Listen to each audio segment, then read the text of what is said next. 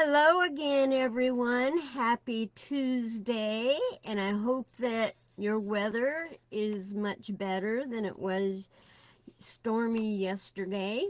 Ours definitely is. The sun is out nice and bright, and I am excited.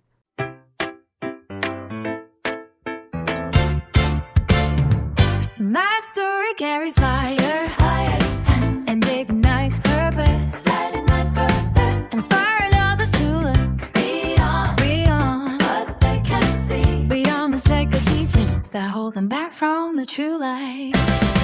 So, I wanted to jump on again.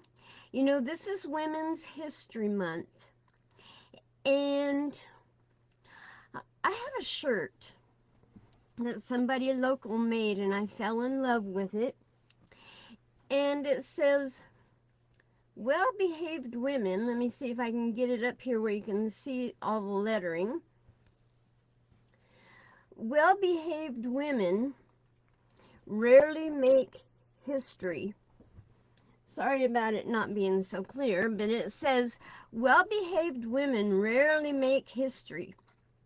And you know, I was wearing that one day in a local store, and I had an employee approach me when she saw it, and she goes, oh, thinking that I was speaking about women who are loose and women who do not have good morals and good values.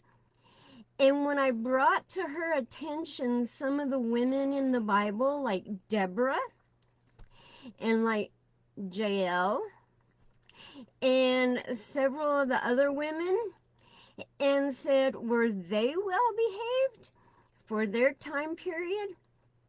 And she calmed down and said, oh, okay, yeah, you're right.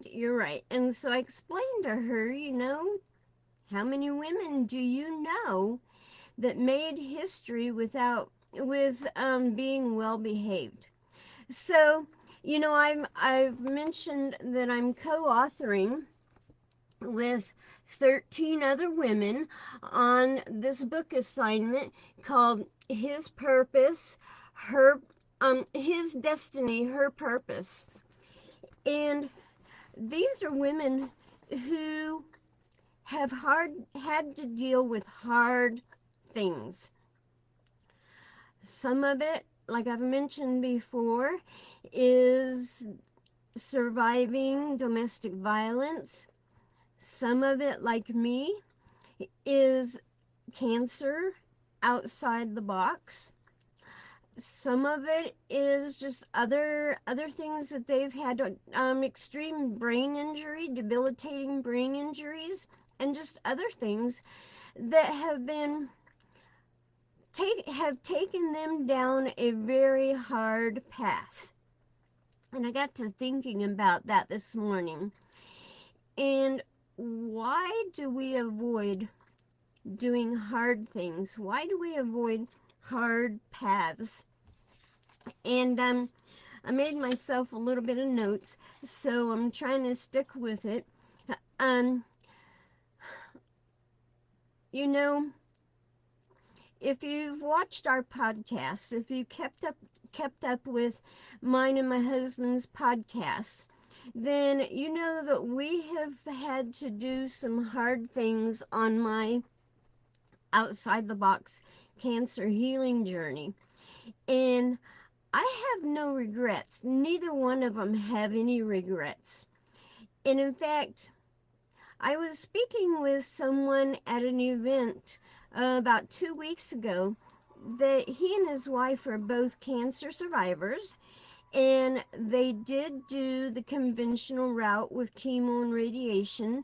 And he mentioned that he's been told that he needs to be on chemo for the rest of his life. And he saw my autobiography and started flipping through it and saw some things about how I healed naturally. And he said, well, his wife taught him a lot about natural healing.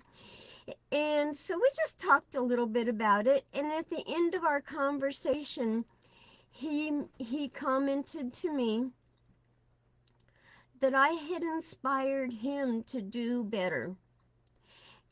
That's what I want to do. I want to inspire people. I want to empower them. And I want, when they meet me, to say, because of you, I did not give up. That's the way it is with all of us co-authors in this book assignment that we are doing that is scheduled to launch in March. Um, one of the hard things I had to do, I had a tumor, my second tumor, and I was doing a very good job of keeping it at bay, of healing it, but I had something else happen that caused extreme pain in a different area of my body. And so I went from doctor to doctor trying to figure out exactly what was going on in that other area. And they were clueless, but they were more focused on the tumor here. Now my chiropractor had suggested that I do a therapy, and I scoffed at it. And I said, that is disgusting. And what does he know about cancer? No way, I'm not going to do that. Well,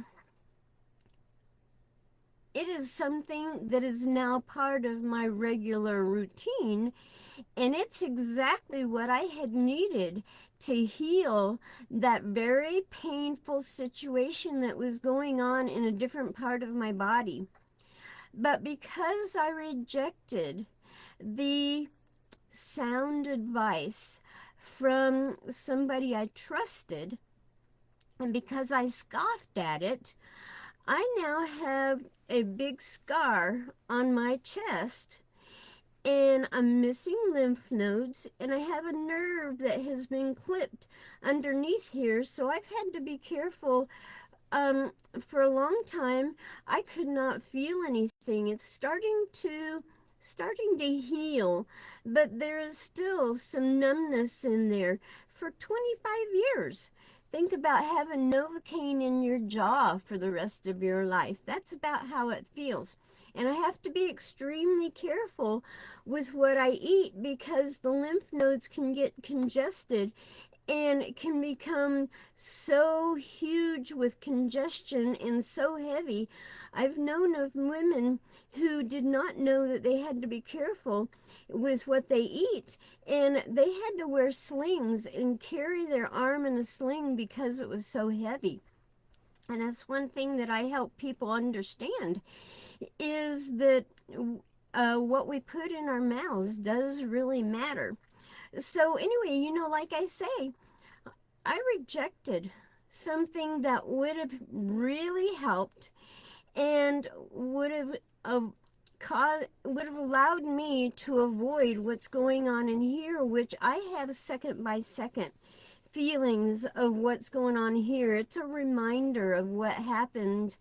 Oh, what is it? 20 years ago, the same year that Katrina hit Mississippi.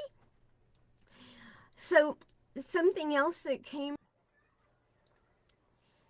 Well, how about that? My internet went out while I was speaking and doing part one, so I will finish up quickly here. Like I said in part one, during that fast, I was focused on if Jesus can do the hard thing, and even if Yahweh can do the hard thing, because he sent his only son down here to die on the cross and to be buried and defeat death and then rise up again for me, then I should be able to do hard things. And that has really got me to thinking throughout all my decision making. what are the hard things that I need to be willing to do because he was willing to do that for me.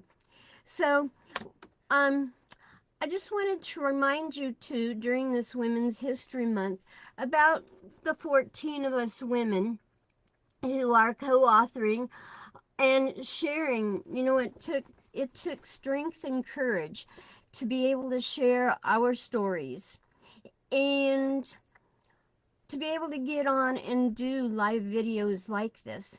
And so um we are taking pre-orders right now. Our projected launch is Mother's Day, which we are pretty much on schedule for. So I will put in the comments below, I will put how you can grab copies. You know, this book is going to be good for women of any age and on any journey. So grab several copies. Grab it for grandmothers. Grab it for your child's teachers. Grab it for new mothers. Just grab it just because you like somebody. That's a good gesture to let them know how much you care. But we thank you for being willing to support us on these hard journeys that we have had to take. And like I say, our desire is to inspire you, and for you, when you meet us, to say, because of you, I did not give up. And you know, many of us are willing to be speakers as well. So if you need a speaker, contact us. I hope you have a blessed Tuesday. Stay warm and stay safe. Bye. My story carries fire and ignites purpose. I want to inspire people. I want them to say when they see me, because of